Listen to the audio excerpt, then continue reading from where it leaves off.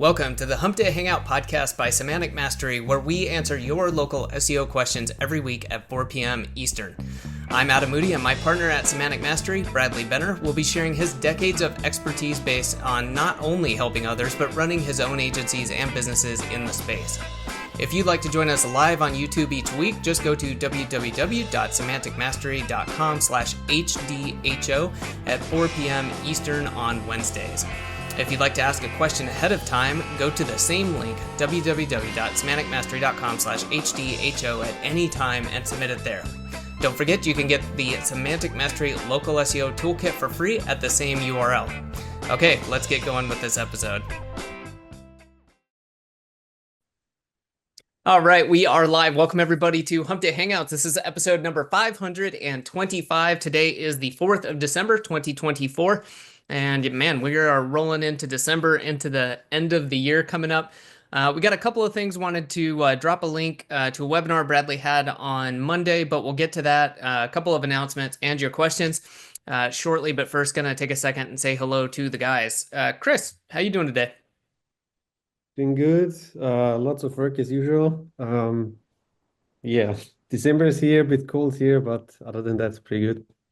Fair enough. Yeah, I went for a run this afternoon before Hump Day Hangouts. It had just stopped snowing. There was like a dusting of snow on the ground, but it's like 30 Fahrenheit here, and it was a little cold. It's not bad, but then the wind started blowing. I was like, you know what? Time to turn my ass around and go inside. Chris Bradley, how you doing today? Man, I've got you beat leaps and bounds, man. I'm on top of this fucking mountain down here that last year it didn't get like this until January. Woo. This is the first week in December, man. It was 16 degrees last night. It hasn't been above 20. Well, today it's currently right now 41, but windy as hell, so it feels like 30 something. Yeah. But it didn't get above 28 degrees yesterday. And I'm in a fucking tin can, guys. You know what I mean? In this RV, it's unbelievably how cold it gets. When it gets below 30 degrees, this RV gets cold. Yeah. And man, like yesterday, I was bundled up with like 3 layers of shirts on, long johns and pants, and then you're sitting there and you're all bundled up, and your hands go numb and cold, and it's just been miserable. And I'm intentionally the first week in January 4th, actually Saturday, I think it is January 4th, is I'm going to Alabama, 350 miles south. Nice. And I'm gonna stay at 3 different campgrounds in Alabama over the course of 10 weeks. And then I'm going to Tennessee for a month from March to April. And that was intentionally to get out of this damn cold before it got super cold. Well, I guess I wasn't ready for it in December, man. So it caught me off guard, and it's been miserable. But regardless, I'm still here, still working, just slower because I'm cold. Yeah, man. Yeah, that's real. Yeah. Well, Bradley, you talked to Simon Dadia on Monday. You mind sharing a little bit with people? I'm going to grab the link and drop the webinar Sure. replay in. We Alex, Frosty man. Yeah, we had a webinar with Simon Dadia from Chameleon Mode on Monday, and if some of you guys have been around for a long time, you'll remember Browsio. Well, Simon was the developer of Browsio, and I loved Browsio. I used the shit out of that for many, even after they stopped developing it. I used it for like 3 years after they had stopped developing it because it was great. And then he developed. They went on to I believe it was still a desktop version, but eventually they went with what they called Chameleon Mode. And then they switched. He eventually, and I wasn't crazy about that. And I made it known to Simon that I wasn't crazy about it. That's why I continued using Browsio. But then he ended up moving it to a cloud app, and then he's developed it, redeveloped it, all that. And so several months ago, he reached out to me to basically state like, hey man, this is way different than it was the last time you used it. Would you want to see a demo? And I agreed. And he's done a lot with it. And so it's a multi-login type of app that allows you to create profiles that have profile keepers that keep the cookies and the histories and all that kind of stuff, and non-fingerprint browser and all that. But Simon and his brother, who helped develop it, who was a software developer or coder or whatever for the military. So the guy's really good. They developed a really robust system for SEO, social media, all that kind of stuff. You can do CTR stuff with it. There's a lot of really cool features of it. Now, to be clear, I'm not using it personally in my own business because I haven't had a need for something like that in quite some time. I've got a bunch of Google profiles, Chrome profiles for a bunch of different accounts that I access frequently. Excuse me, but I do see the value of it, and time permitting, I will probably switch most of my Chrome profiles into Chameleon mode because it does provide a lot more functionality and options. It does make it easier to navigate between accounts and stuff like that. So just check it out. If it makes sense to you guys, he offered a lifetime deal. Check out the webinar replay, see what it does. If you think it's going to be valuable for your business and with the tasks that you perform within your business operations, then by all means pick it up. So he's a smart dude, and it was a good webinar. Awesome. All right. Well, the link is up. I might have to put that as a comment afterwards for people who are watching the replay. Speaking of, if you're checking out the replay, go ahead, subscribe to the channel. Hop over to semanticmastery.com and get signed up on the email too. Stay up to date. We send out replay notifications like the webinar we just had, helpful content, as well as information like some upcoming deals that are coming up for the holidays. So you definitely want to be on the list and get notified of those. We got some fun stuff going on coming up pretty soon. So won't spoil it. I'll just say look out for that. And we got some good stuff coming. So other than that, guys, anything else before we get into it? I don't think so, man. Yeah, no, I don't think so. I think we're good for now. Got a lot of questions again, so Let's do jump it. right into it. All right, I'll grab a screen, get into it. We're going to start right at the top. And we'll try to get through all. We made it through all of them last week, so we'll try to get through them this week. I see how it is. I was gone and you guys got through the questions. I see. Yeah. Well, part of the reason I got through them was because I skipped over the previous posted questions from the previous week that I didn't get to. And typically I start with those, and so I don't always get to all the questions, but I skipped over them. So from 2 weeks ago, there's still some questions that are unanswered. I apologize, guys, but I had to get caught back up. So I'm sorry. I always try to answer every question, but occasionally a couple of them will have to be missed, and it appears like that's what happened this time. So we're going to start with Jay. Jay says, can we use multiple ID pages as citations? I could have sworn I covered this last week. Was the 27th last week? It was. So I did answer that. The answer. So I'm going to go ahead and hide that one. But the answer to that is no. You should only have one ID page per local business. There's only one @ID field in local business schema. So you can only have one ID page. Do you get it? You can have as many cloud pages as you want. An ID page is nothing but a cloud page. It's just how you use it that makes it an ID page. That's it. So a cloud page, an ID page is a cloud page. So you can have as many cloud pages as you want, right?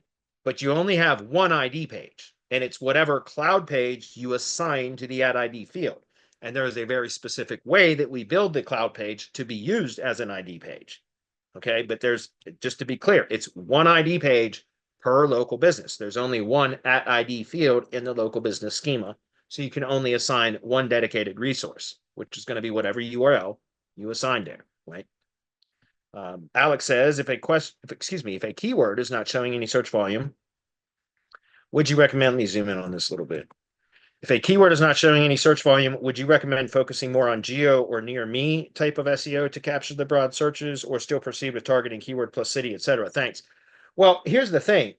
The way that local search works now is when Google thinks somebody is searching with local intent, or enters a search query that Google thinks has local intent. And if by the way, if somebody puts in a search query that Google is unsure of what the intent is, Google's going to return mixed results that can be satisfy informational queries with local intent. If it potentially could be a search query that could potentially have local intent.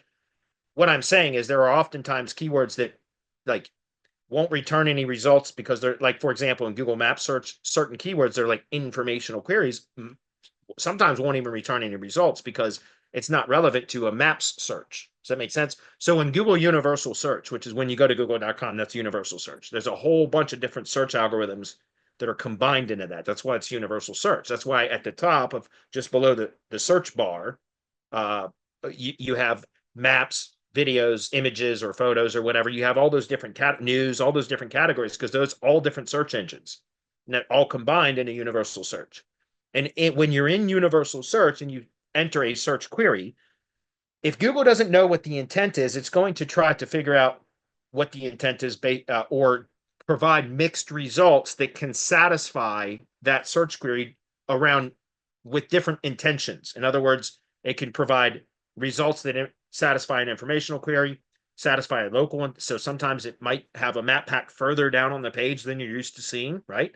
That that's an indication that Google was unsure of the intent of the search query. And so Google is returning mixed results.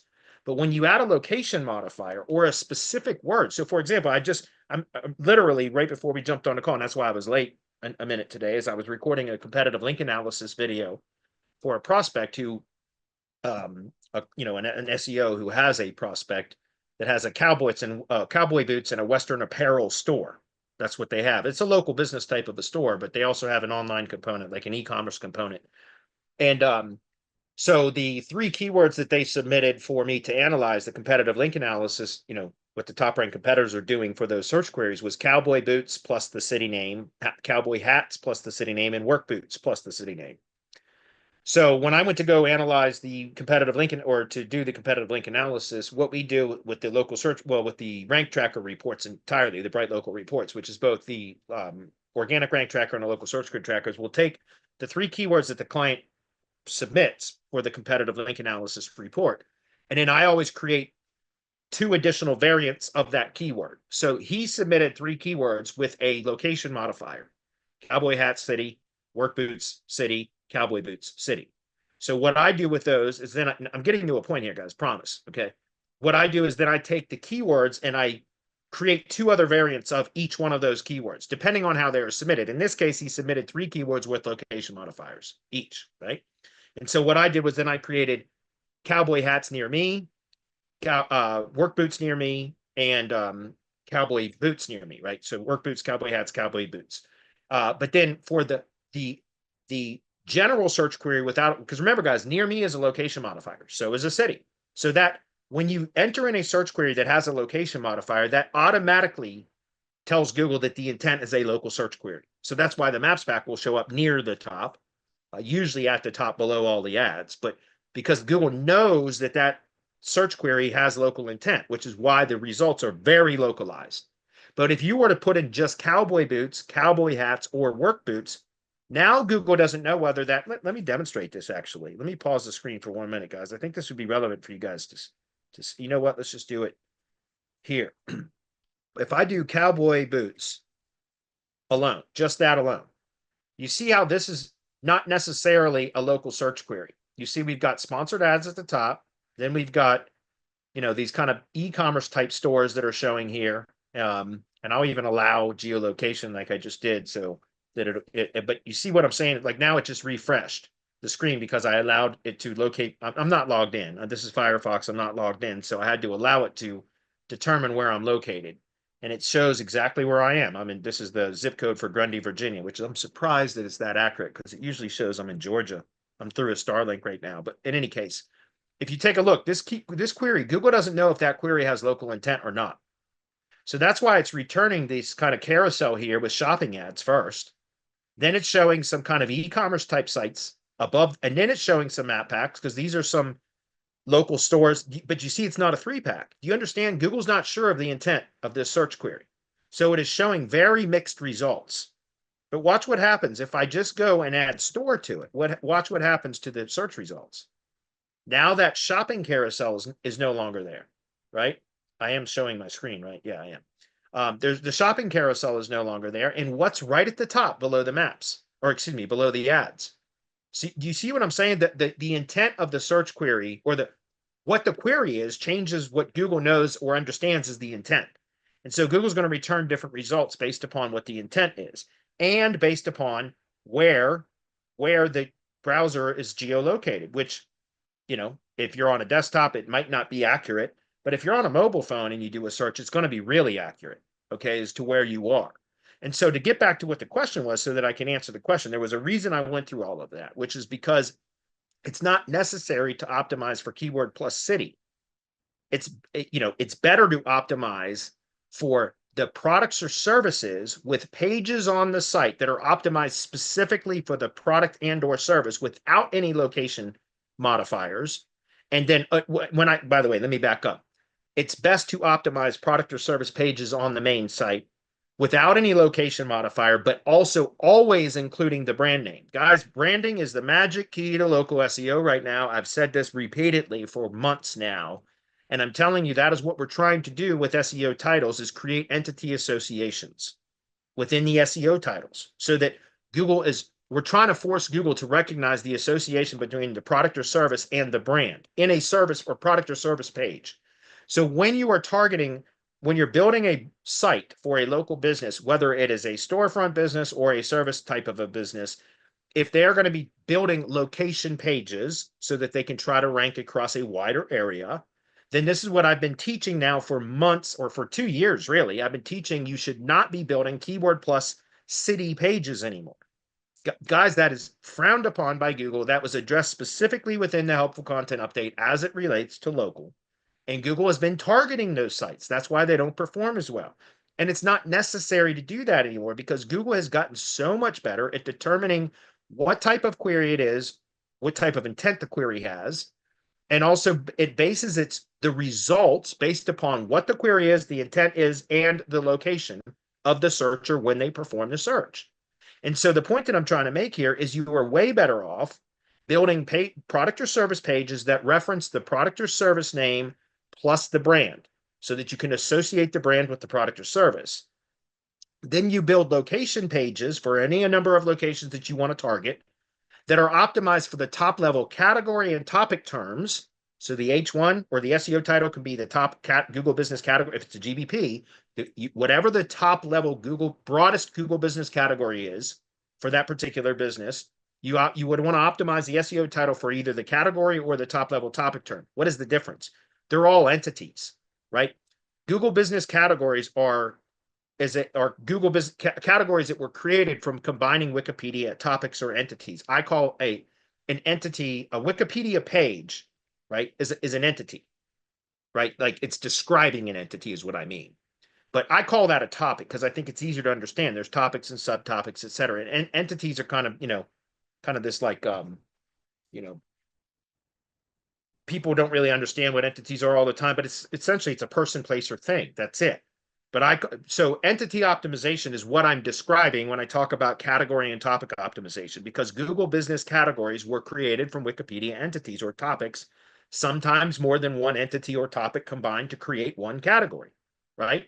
But then so I always start with when it's a local business and I'm starting to develop an optimization plan for that business, the first thing I do is go look at what are the Google business categories related to the products or services that this business provides. That's easy to do. You just go to Google, you search for keywords associated with the products or services related to that business, and you just append big metro areas to the search queries so that you can start to extract the most common Google business categories that are found in competitive markets for those particular products or services. And then you can, from that data, so that's easy to do. Collecting Google business categories is easy to do. Then from that data, you go start to try to figure out how those categories were created from Wikipedia entities, right? Let me demonstrate this again. I'm going to give you guys, because I don't like talking at a conceptual level sometimes when they're more advanced concepts without having some visual aids to share with you guys. So let me back up for 1 minute. What was the one that I just did yesterday? It doesn't matter. Let me pull up this one instead. Categories and topics. Give me a second, guys. I'm pulling up. All right. So this is a document that I finally got smart. I don't know why it took me so long to do this, but I've been doing 5 to 7 audits per week for months now. No kidding. And in my audit process, I've talked about this a lot, but I typically go in and I not typically, I always go in and let me show. I think I have that pulled up too. Yes. So here's my audit template. And so what I do in the page, the first bullet point under the on-page analysis section of the for the self-hosted website, that's the second component or second section of the audit. I'll zoom in on this a little bit. This is where I make page structure recommendations, which is always the starting point for an optimization campaign, in my opinion, because Google ranks web pages for search queries, not websites. You understand? But thanks to the helpful content update, how the overall site is built, optimized, etc., has a significant influence on how a page will rank. So I always want to start with determining how I'm going to optimize an individual page first. And then that helps me determine how I'm going to structure the rest of the site. Okay, so I always start with page level optimization because that's what Google ranks for search queries. But then through that page level optimization, it helps me determine how I'm going to structure the rest of the site and the internal linking. That's why I've talked for months and months and months. I've been talking about the 3 most important things when it comes to on-page optimization for self-hosted sites when it's a local business campaign, a local SEO campaign, is page structure, number one, site structure and internal linking. I've been talking about that for months, and I always talk about site structure and internal linking really being parallel as priority number two, or in other words, they're both equally important. Internal linking and the overall site structure, in my opinion, they're both equally important as the second priority, because the first priority is the page level optimization, right? And so when I talk about page level optimization in the audits, I keep adding more and more detail to these audits all the time. They keep evolving and getting better, and that's because I want to use these as an opportunity to teach, not just tell you what to do. I want people that buy these audits to learn. So not only am I explaining what to do to get better results, I show exactly how I came to those conclusions. I'm very thorough in this, guys, because my goal is not to just do audits and tell you what to do. I want you to learn why what you're doing is effective so that you understand it better, right? Because that makes you a better SEO, not just following orders or directions or instructions, right? Learning how to understand this and make decisions on your own is going to make you a much better SEO. And that's what my goal is to do, right? So the point is, as I start to break this down, the way I just started to describe to you guys, we start with a legend here that talks about, and this will make sense when we scroll down here. This is just the template, but let me show you the legend first, and then I'll show you examples. Categories equals Google Business Categories. So when I talk about category and topic optimization, it is entity-based SEO, right? Entity SEO or entity optimization, whatever you want to call it. It's entity-based SEO. Categories are Google Business Categories. Topics are Wikipedia. Topics are entities. So it's all entity-based SEO. It's just, I think, an easier way for people to understand. Category optimization is for map search. Topic optimization is for organic search. Okay. So I put an identifier next to when I start to break this down. Okay. And this is what I do for all of my audits now, guys, is I go in and I pull out the relevant Google business categories and then for the project, and then I state next to it whether it's a category, a topic, a disambiguation page, a redirect, or a subtopic. That's what I was showing you right here in this legend. These are the different identifiers so that you know what type it was within how those Google business categories were created from Wikipedia entities or topics. Okay. So that's what I'm getting at here. So the process then is to identify the Google business categories first, and then break them down to figure out exactly how Google created those categories from Wikipedia topics or entities, right? Now that we have that data, then we can go in and optimize the page level. That's why it's right above the page structure section, right? Because once we've identified these and broken it down to figure out how Google created it, now when we go to optimize at the page level, we can optimize for both categories and topics, which is all entity-based SEO. But now what we're doing is we're optimizing that one page so that it can rank well in both Google Maps search and organic search, right? And so I'm bringing all of that up, and I went through all of that explanation just now so that I could explain why it's not necessary to target keyword plus location for every keyword in every location that the local business wants to rank for. That is inefficient. It's redundant. Was specifically addressed, one of the many items that was specifically addressed by the helpful content update, which is why that is an outdated, stupid way to do local SEO right now. And I'm very, very, I have strong opinions about this because I do 5 to 7 audits per week, and I see it's still about 90%, if not higher, of all projects that come for me to be audited I look at them and they're still optimized like it was 2020, which is an outdated method that is hurting the performance of those sites more than anything. It's not efficient to build those sites. It's not efficient for Google to crawl those sites. It's not cost effective to build links to those sites because there's so many goddamn target URLs to build links to, right? Now, Google has done us a favor, guys, with the way that the algorithm has changed. It is so much easier now to get results with less content, less pages, less links, everything, if you structure the pages and the sites properly with proper internal linking. So all of that was to get back to the question that he asked about. And by the way, before I do that, I'll finish that question, but let me just give you an example. Furnace repair service for an HVAC contract. You guys see how I do this for every industry now, and I finally started collecting a fucking database of this stuff because I've been doing this for a year and a half, and every single time I go start all over again with copying and pasting Wikipedia topics and all the links to because these are all linked to the Wikipedia pages and finally I was like, what the hell am I doing? I keep getting a lot of the same type of industries over and over and over again. So now I can just go in and copy and paste the blocks and paste them right in. Way more efficient. Anyways, but let's look at furnace repair service. This is a Google business category just to show you guys what I mean. So furnace is there's multiple meanings of furnace depending on which context it is used. So that's why that's called a disambiguation page. So we put the D there so that you know. The context in which we would be talking about for a furnace repair service would be for central heating. Furnace as central heating. Do you understand? So that is the disambiguation page that shows that the appropriate version of that entity is furnace as it relates to central heating, right? So furnace repair service starts with furnace central heating, right? And then maintenance, because, and just so you know, that there's another step before maintenance, and that's repair. But once I show the proper progression of how the terms used within the Google business category were derived from Wikipedia entities, once I show that the first time within the entities that I'm breaking down for the client within the audit report, then I don't show that again because it's redundant. It's already showed. So let me just demonstrate what I mean. Repair, guys, is a redirect because repair is a synonym, an entity variant for the term maintenance.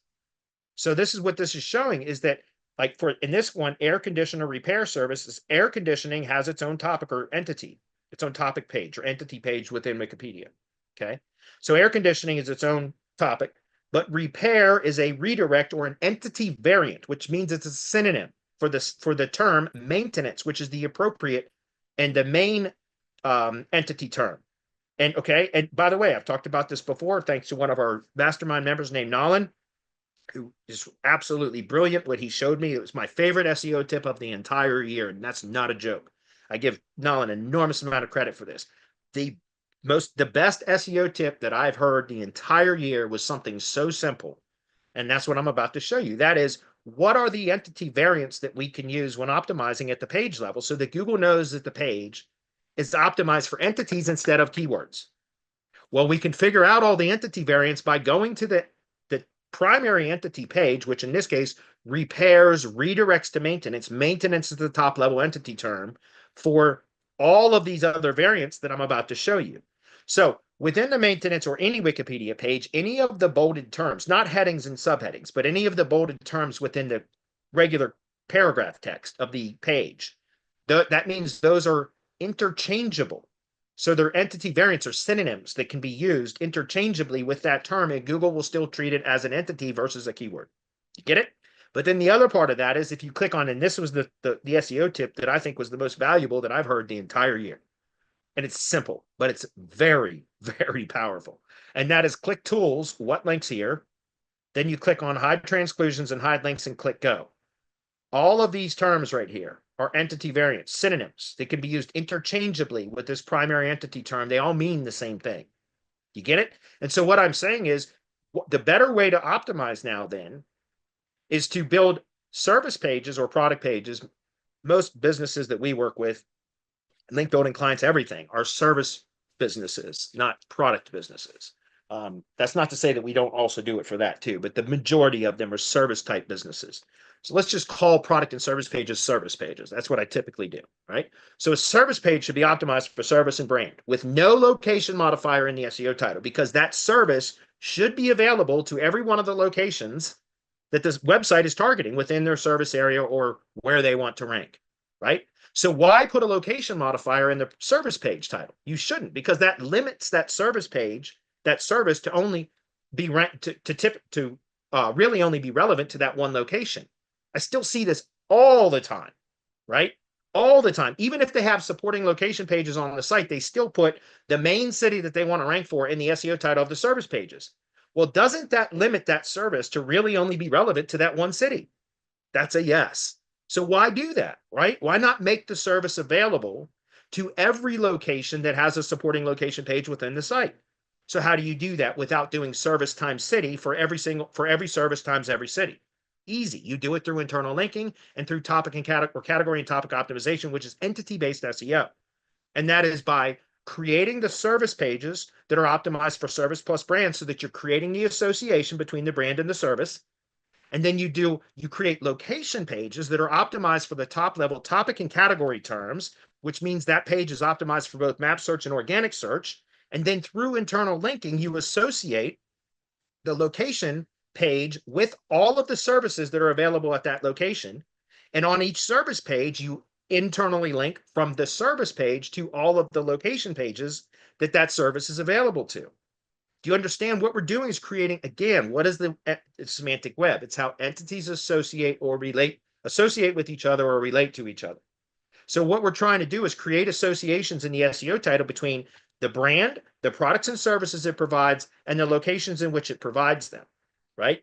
And so through internal linking and through proper site structure with proper page structure that's optimized at the entity level versus keywords, we can associate the services with each location that's available, that service is available to, through internal linking. And we can then associate each location with all of the services that are available at that location or in that area through internal linking. And because we are optimizing the location page, which is the page that you want to rank for local search queries, we're coming full circle back to the question. I know that was a lot of training to get to the answer to this question, but I think it's important for you guys to understand that. So what I'm saying is, if you optimize the location page for top level category and topic terms, so you optimize the SEO title for one version, which is going to be, let's just say, the Google Business category, then you optimize the H1 for the top level topic term. You're always going, that's what I was demonstrating over here, guys. You can determine, excuse me, over here, if I can get back to it. When you go through this exercise right here, it shows exactly how the Google Business categories were created from Wikipedia topics, which is an entity. It's a description of an entity. You understand?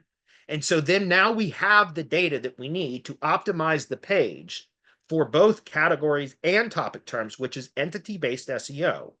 And through the main optimization elements of the page, which is titles, headings, subheadings, and internal linking, which is why I link all of the Wikipedia pages right here, so that when we get to the page optimization or page structure section, and I start to provide recommendations for the SEO title, the H1, the H2, and the internal links, titles, headings, subheadings, and internal links, the main optimization elements of the page, I provide entity variants in each one of those. So I will show an SEO title that's, let's just say it's optimized for the Google Business category.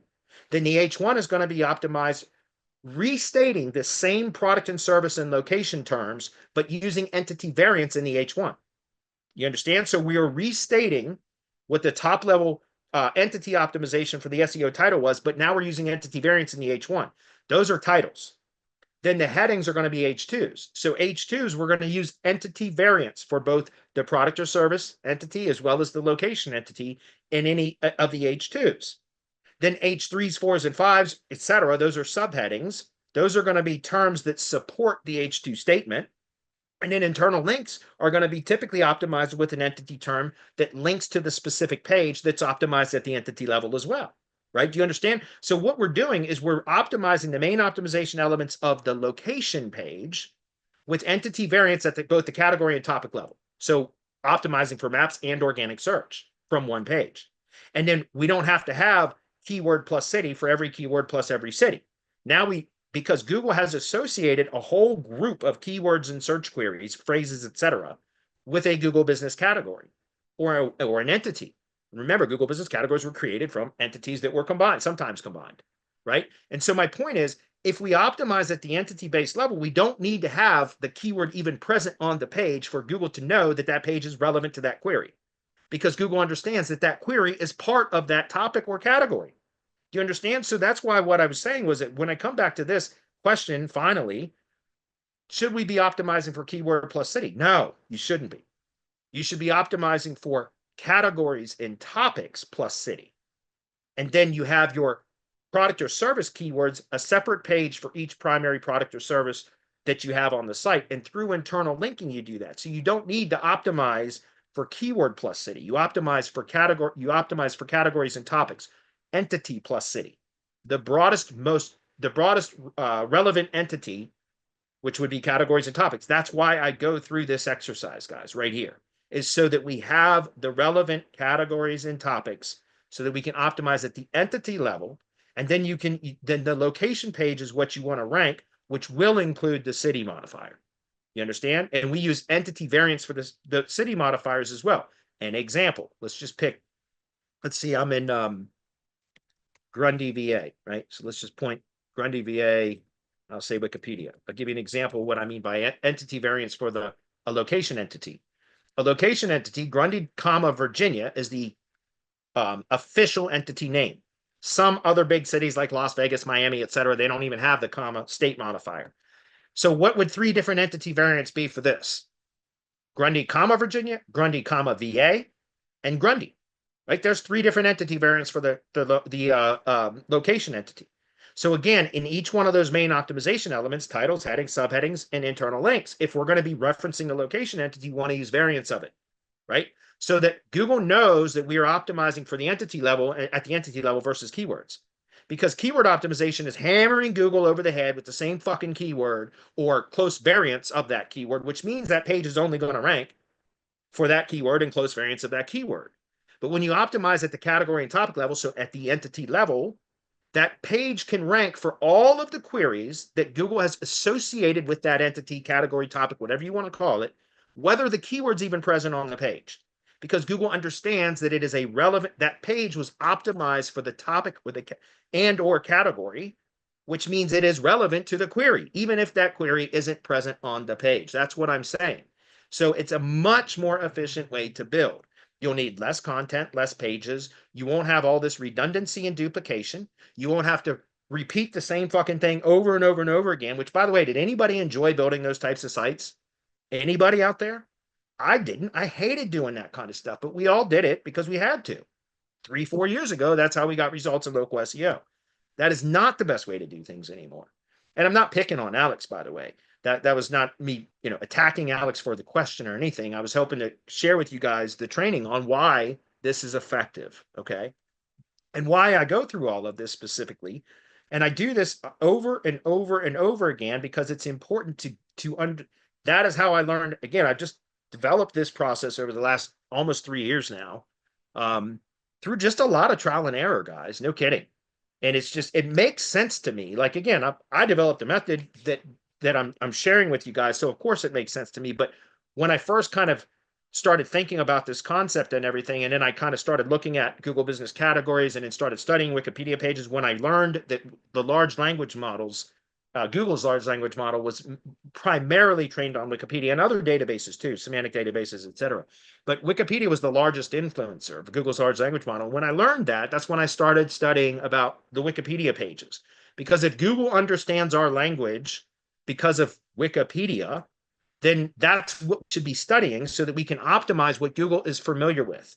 That's why this is so much more efficient, guys, because instead of hammering Google over the head with the same keyword plus different city every single time, which creates crawl resistance. And by the way, that's part of the reason that Google released the helpful content update, was to address the fact that its servers are overloaded, its resources are stressed. It cannot keep up with the amount of crawl requirements that it takes to crawl the billions and billions of web URLs out there, and which probably millions, tens of millions per day that are being generated because of things like large language models, AI writing assistants, etc.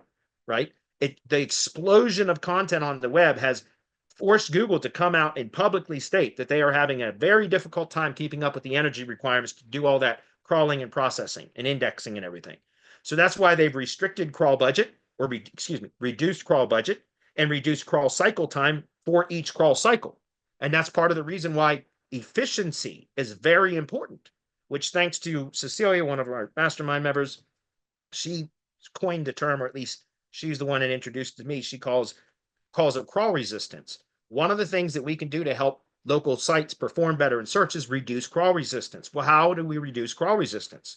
Well, get rid of the bloat, get rid of the redundancy, reduce the number of pages, have better internal linking, get rid of technical SEO errors. Stop building pages that have 3,000 fucking words about gutter cleaning. You don't need that, guys. You don't need that. If you optimize the main optimization elements of the page at the page level for the local page, which is what I talk about is what you should be ranking for local search queries, you can optimize the page through the main optimization elements. You don't need any content, any paragraph text between the headings, subheadings, the main optimization elements or titles. Well, it starts with the URL, but I don't ever bring that up because that's not something. The URL is the first touch point, guys, for a page. Remember, how do large language models crawl the web? How does Google crawl the web? It's through links, through URLs. URL is always the first touch point, so that is also a main optimization point. But I always de-optimize URLs for all projects that I work on because that is the first touch point. I see in audits all the time. SEOs submit their local SEO campaign for me to analyze because they're not performing well. And then I look at their URL structure, and their URL has a keyword in the domain name. Then it's got the keyword plus location modifier in the URL. Then it says the same keyword plus location modifier in the SEO title, and it's repeated again in the H1.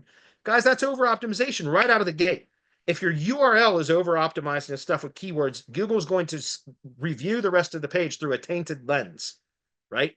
It's already raised a red flag that you are clearly an SEO trying to optimize the page to improve or manipulate search performance.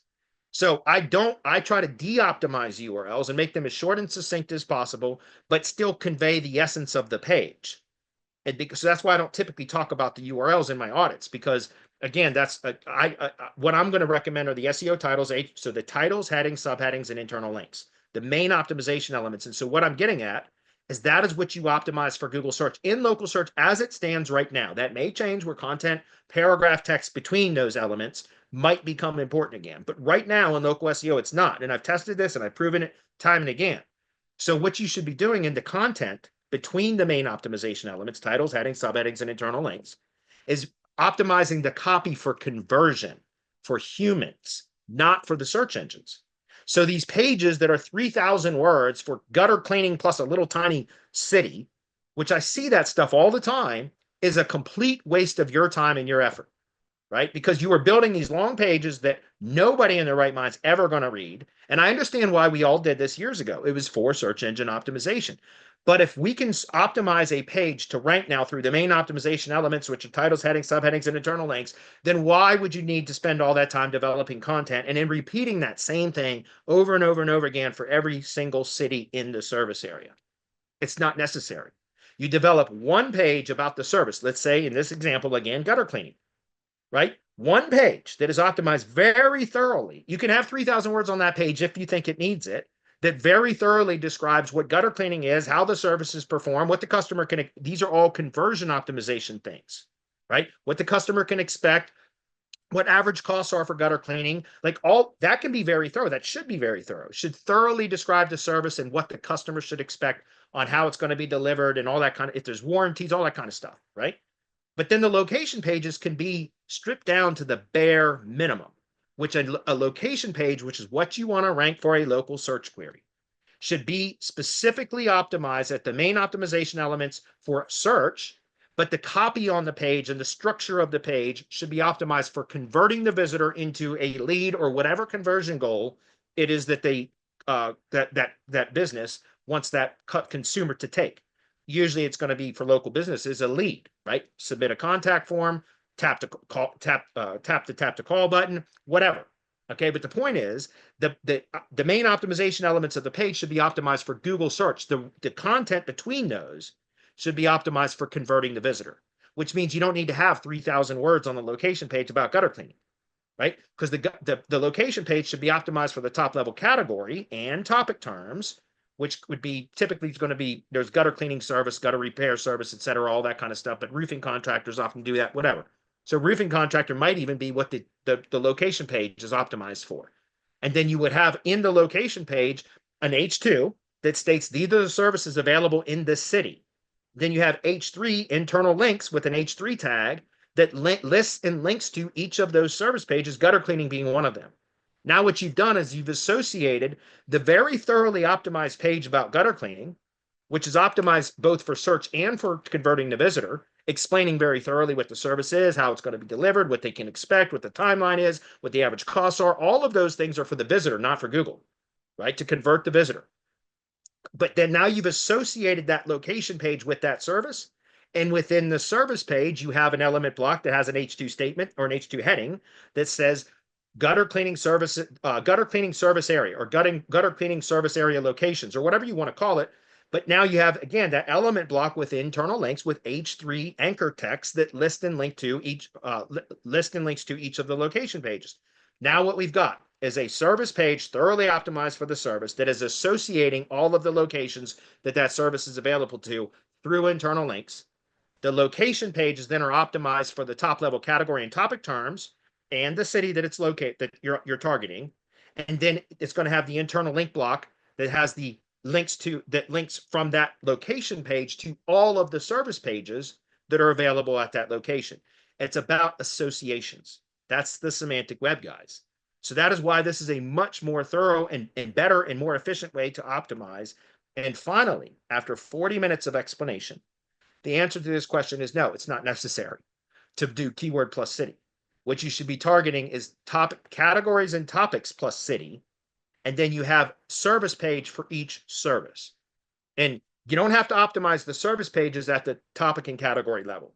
You optimize them at the individual service or product level.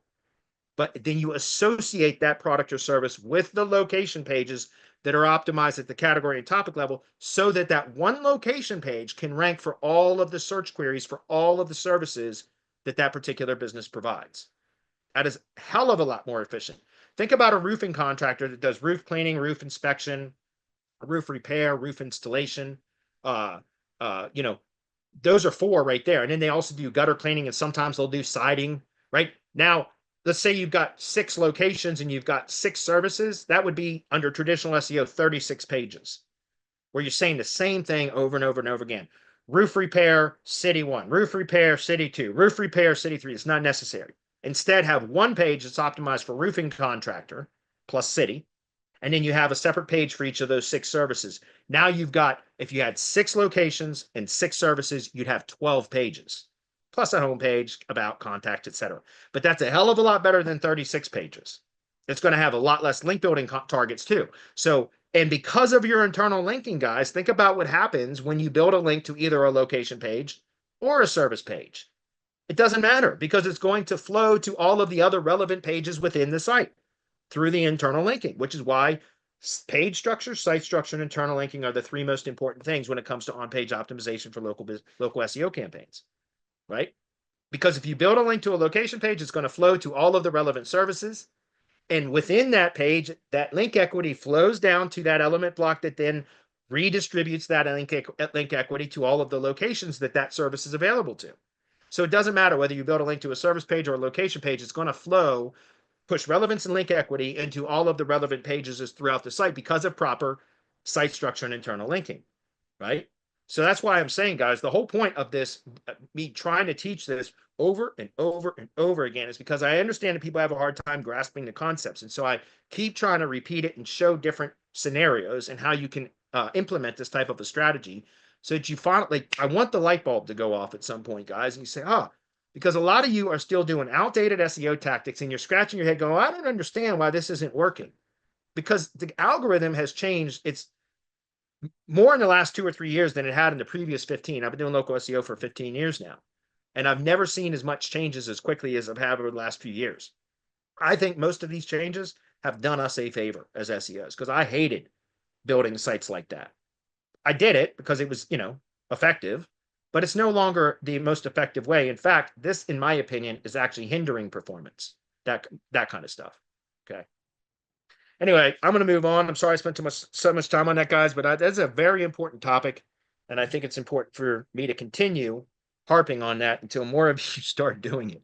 As soon as I start getting some audit requests consistently that are much better structured, when I do the audit, when I start the audit, they're already structured better, then I'll maybe stop harping on this so much publicly. But until then, even in my own mastermind, I get mastermind members that submit projects for me to look at, and it's like they haven't been paying any attention whatsoever to what I've been teaching. And I don't expect any of you all to believe me. I expect you to go out and test it yourself, right? Go test it yourself. And that's why I keep sharing this information, because I want you guys to know exactly how I do it so that you can start testing in your own industries and figure out what is the most effective in your industry. It's going to take trial and error. I can give you the loose framework for what I would do, but because I'm not in these various industries, I don't know what the perfect configuration is. That requires trial and error. I can give you a really good starting point, though, if that makes sense. And then so I always disclaim that in my audits. I say, look, I'm not saying this is going to be the perfect structure right here, because if it's not in the tree service industry, I can't give you the perfect structure. But I can give you a really good starting point, very sound starting point that then you can iterate from to figure out what the best configuration is. And that's why I also recommend that most of you stick within one industry so that you can do this effectively. If you try to do this kind of research and implementation and trial and error to figure out what the best performing configuration is across multiple industries, good luck. You're going to have a lot of fun and no time. Right? You're not going to have any time, because all you're going to be doing is testing, and it's too difficult, in my opinion. I think every one of us should be in one single industry until we nail it. And then once we nail it, if you want to take on another industry, fine, do it then. But those of you that are spread out across multiple industries and you're not very effective in any of them, why are you still in multiple industries? It doesn't make any sense, right? You guys are always under stress all the time because you're always in danger of losing clients because you're not very effective in any one of those industries, because you're spread too thin across too many industries. And a lot of you are trying to do too many digital marketing services. You're trying to be too many things to too many people. Pick a couple of things that you're good at, that you like to do, and build your whole business around that, if possible, right? Around one industry, because then you get to the quality of your work will go up, the consistency of the results will go up. You'll get better at selling it, better at managing it. You'll get better at productizing it, so your costs will go down because you'll be able to systematize, productize, and reduce costs, become more efficient in your delivery. Everything, your whole operation will become more efficient if you narrow down and simplify your business to one industry and one or just a handful of very closely related services that you're good at, instead of trying to do everything. I know a lot of SEOs, local SEOs, that, oh, well, we're a full suite SEO agency and we do local SEO and content marketing and video marketing and PPC and social media. We do all that. And they're not very effective, right? Pick a couple of things. Like in my industry, tree service industry, social media pretty much doesn't matter, right? We stick to search. That's all we really need to stick to, is search. Whether it's paid search, SEO, whatever, it doesn't matter. We stick to search. So that's all I focus on, right? Local SEO, because it works. It's effective in my industry. And that's why I'm able to scale, right? And by the way, I didn't just come up with this, guys. I've been doing local SEO for 15 years. And it finally got smart 4 or 5 years ago. And 2020 is when I niched down to just working with tree service contractors, and it made all the difference in the world, right? And by the way, I still do a little bit of PPC, but before I was doing all kinds of other services for clients. We were doing blogging, content marketing, video marketing, all kinds of stuff. Now we focus 100% local SEO, and also building systems into tree service contractors' businesses. So it's not just SEO. That's the starting point for us. But we build systems, lead management systems, CRMs, answering services, reviews, which that's part of local SEO anyway. But so in other words, I built systems that help local SEO, local tree service contractors get better results, not just from leads and SEO, but also better at managing the leads, processing the leads, closing them, following up with them, getting reviews from them, all of that. So it's not just that I'm an SEO and a lead generator anymore. We build business growth systems for tree service contractors, and SEO is one of the primary things that we do to generate more leads. But then we got to help them to process those leads more efficiently, right? So that they capture more of them, convert more of them into sales. And you don't need more leads to help companies do better at converting what they're already getting into sales. A lot of times you just got to help them get better at follow-ups, managing inbound calls, emails, and things like that. And so those are all, again, not functions of SEO, but are things that we offer to our tree contractors to help them get better results, right? Anyway, I spent the whole hour on that. So I'm going to roll through a couple of questions very quickly if I can. Anything that's complicated, I'm going to skip, just to be clear. How many citations should we build in unstructured, like Web 2 assets and traditional directory citations combined? There is no limit. It's as many as it takes. And I'm not trying to be an asshole, Huzafa. But when somebody says, how many links should I build? I say as many as it takes. That's going to be my answer every time. How many citations? As many as it takes. Okay. So that means go analyze the top ranked competitors. I've done training on this. It's on our YouTube channel. I've talked about it many times. Do competitive link analysis for the top ranked competitors for the search queries that you want to rank for and determine what they're doing and just exceed that and meet or exceed it. And when you do it, make sure everything that you're doing is better. It's done better. That's it. How many is it going to take? As many as it takes. And you can determine that by analyzing what the top ranked competitors are doing, which is why we do competitive link analysis reports before we ever make a link recommendation to anybody. Somebody says, what links should I build to this campaign? I point them right to the competitive link analysis order form. Go there. Once you check out and we prepare the report, then I can give you a recommendation. I don't make recommendations without looking at data. So I can't give you an answer here other than as many as it takes. Well, how many is it going to take? Do a competitive link analysis process and you'll know. I'm not saying buy it from me. There's training on the YouTube channel that shows, and the template, the workbook template, everything's right on our YouTube channel. Just go search our YouTube channel for competitive link analysis and you'll find the training. Go through that exercise. Do that for every SEO campaign and you'll have the data that you need to know what number of links you need to build, what the anchor texts are, what the topical categories are. And that includes citations, by the way. So guys, SEO is more science than art. There is I think, still an art component to it, but SEO is more science than art. So use data to determine what you need, right? That's what we do, data-driven process. Is it okay to build citations on geographically relevant directories with very low trust flow? Yeah, makes no difference. Look, guys, third-party metrics mean nothing to me anymore. I use Majestic because of the topical trust flow metric, because that tells me what the topical relevance are of backlinks. I don't give a damn about the metrics. Now, trust flow, when it's a relevant topical category, it shows that trust flow is a measure of link quality and strength. But I don't care about that measure until and unless I've determined that the backlinks are relevant to what they're linking to.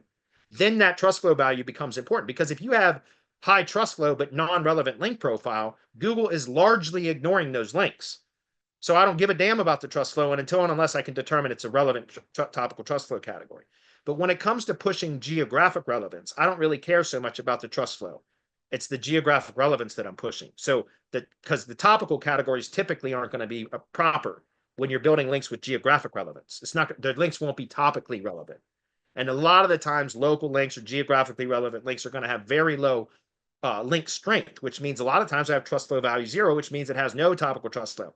Or if it does have a topical trust flow, it's usually in a different category that's not really relevant to what it's linking to. But it's not the topical relevance that we're after. We're after the geographic relevance from that link or the link profile, right?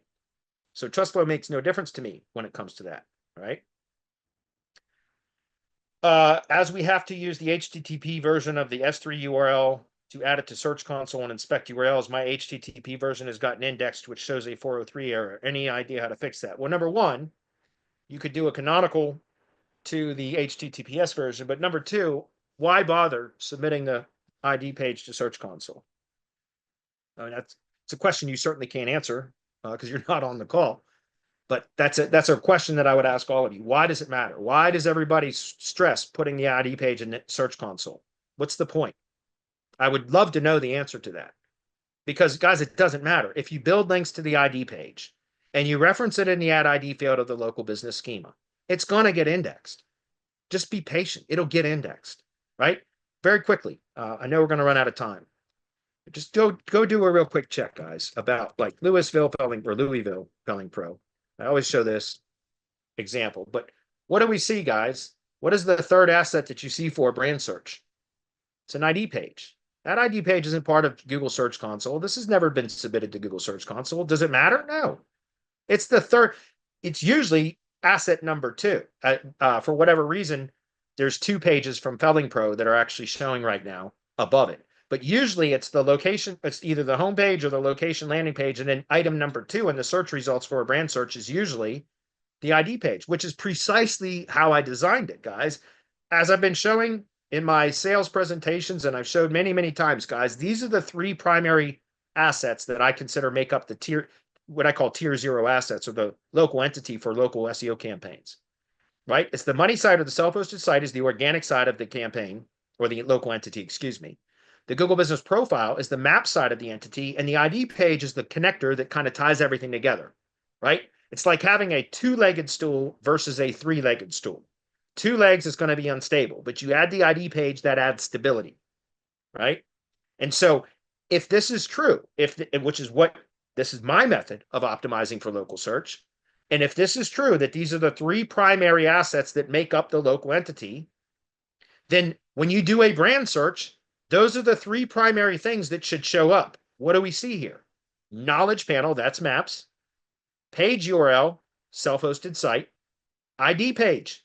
The three primary entity assets are showing up at the top of search for a brand search.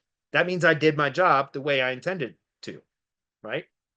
So there's no need to index or send an ID page to Search Console, guys. Just put it in the add ID field of the local business schema and build some links to it. It'll get indexed. It might take a little bit of time. Who cares? It'll get indexed, right? It's after 5 o'clock, so I think I'm going to wrap it up. Sorry I didn't get to all these questions today, guys, but I did think today's training was something valuable that I'm glad I got to share with you guys. Real So, quick, Bradley, Tyler yeah. in comments was asking where we can find the audit template. I think that was from much earlier, but Oh, here, I can share it in chat right now Cool. That's fine. I don't mind. You guys can take a copy of this if you'd like. In the mastermind, we have an SOP that shows exactly for each one of these bullet points. I go through training to explain what I'm looking at, what data I pull, all that kind of stuff. Now, a lot of these updates that I've added with this additional information is not part of the SOP. I've not had the time to go in and update that yet, but sorry, let me open that back up. All right, let me grab this, put this in chat real quick for you guys. Is there any other questions in chat that I should be answering? no, I think that's good. Somebody asked what is Comcast, but I mean, it's I have no idea. ISP and It's a cable company. Yeah. I'm not sure how that's relevant to Hump Day Hangouts, but whatever. All right, share. Why is this not letting me share, for God's sake? God damn it. 1 second. Try it from here. OneDrive's been just pissing me off today, man. I don't know what it is with OneDrive. It's just not working right today. Microsoft is having a bad day. All right, I'm gonna put this. Oops, sorry, wrong chat. This is the Tyler. What's up, Tyler? Tyler's a new link building client of mine. Real nice guy. Had a great conversation with him. What's up, dude? All right, here's the local SEO audit cam template, guys. Just make a copy of this. And what I recommend you do is make a copy of it and then make a copy of the copy each time you go to apply it. That way you always have the original. All right, and put that in chat. Any other questions? I think that's it. Okay. Right on. Well, thanks everybody for being here. Appreciate you. What's up, Jason? I see you as well, buddy. We'll see you guys next week. We do have a mastermind webinar tomorrow, so if you're in the mastermind, be there or be square.